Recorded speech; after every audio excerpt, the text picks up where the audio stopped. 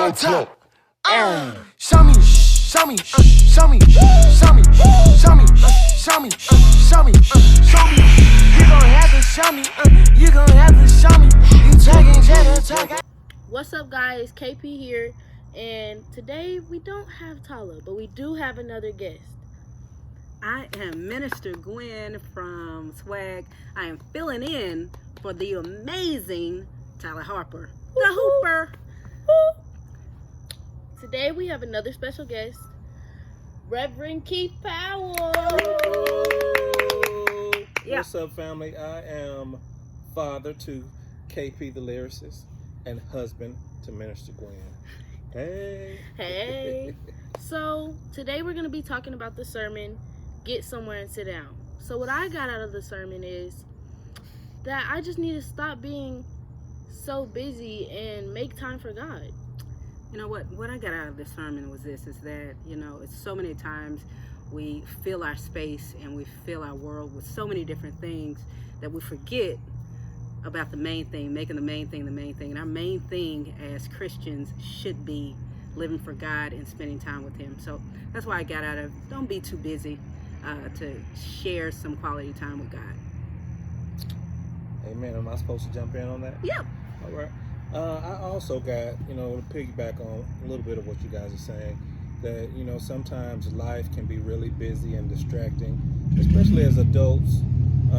You got job, you've got family, you've got work, but you have to take some time and intentionally sit down, hear from God, and get direction on what He would have you to do for your life. Great. Good stuff. So today we're going to be asking you a couple questions. Are you ready?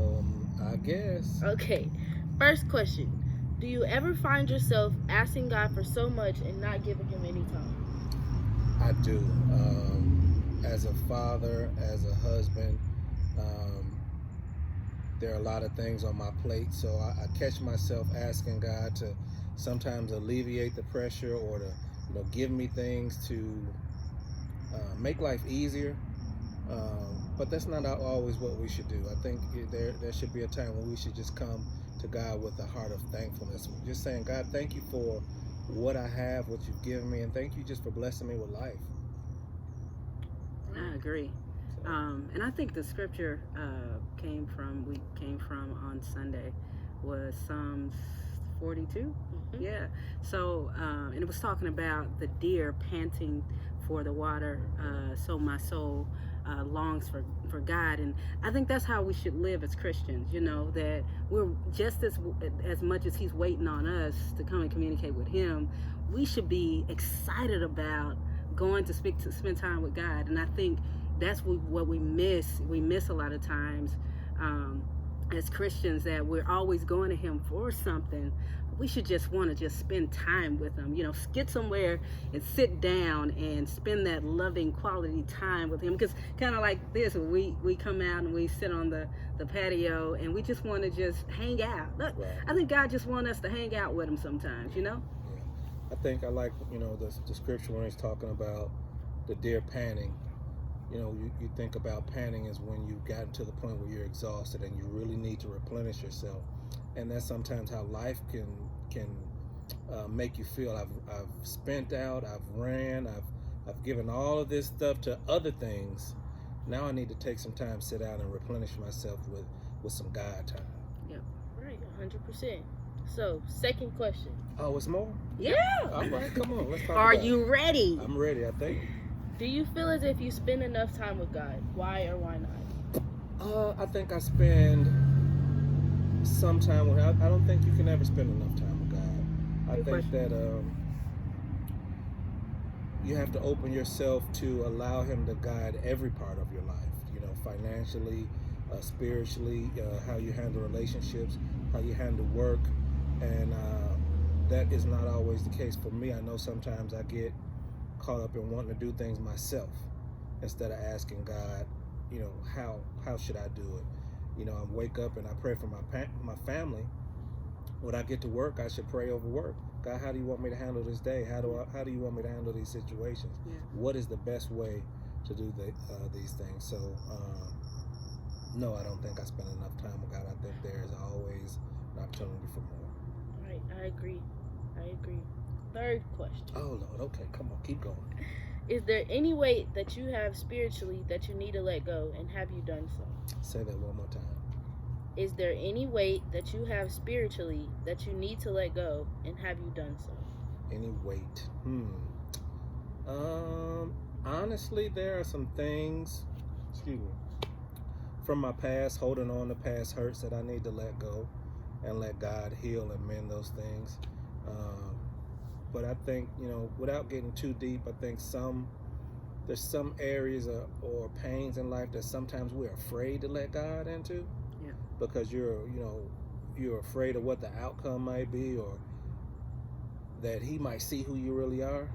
But the realization of that is He already knows. Yep. He already knows what you're going to, what you've been through, what you need. But the beauty is that God is a gentleman, right? And so He's never going to invade your privacy. Yeah. He just wants you to open up and say it and come to Him with it. Right. So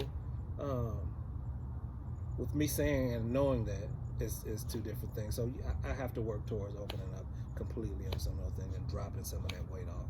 Yeah. And I like what you're saying. I know that we always say the scripture, I'm more than a conqueror. God can do all things but fail. And if we know those things, like we live that in our spiritual walk with Christ, that we know that there's nothing absolutely too hard for God. And there's nothing too big and nothing too small that He's willing to see us through. And I know that He says that His grace is sufficient and all of those wonderful things that He says to us. But the one time that we really need Him to answer prayer, we feel like it's too heavy. Right. It's too heavy for us, so it got to be too heavy for God. But our weight and what's a weight to us is not a weight to God. Right. And so we got to understand that. So we can just cast our cares on Him, because He wants to see us succeed. Yeah. He wants us to. I think that ties right back into the sermon topic. Get somewhere and sit down somewhere. We also, like we said, we get busy with life, but we also run from some things from God, because like I said, you're afraid of opening up, or you're afraid of what He might say or what He might have you to do. But if you sit down, stop running and hear from Him. Yep. He's never going to put you in a position to be hurt. He's never going to harm you. He's always going to uplift you and heal you from these things. But you got to get somewhere, sit down and sit down. Okay, last question for you. All right, what's up? Talk to me. What is one thing that you're going to apply to your life from the sermon, get somewhere and sit down, and work towards it efficiently? I am going to take more time to literally be still and intentionally hear from God. I spend time in my car, turn off the radio, and pray in here. But I want to find, as they say, my prayer closet, and just have some alone time with God. Be intentional about that every day. Right. So, well, thank you for coming to join us today. thank you for having me. Woo! Woo! Can I get a high five? Of course. All right. Good job. Well, I'm KP the lyricist. Again, we don't have Tyler the Hooper, but peace out. Peace So out. good being here with Kennadi, without Tyler. Missed you, baby. See you next week. Thank you for having me.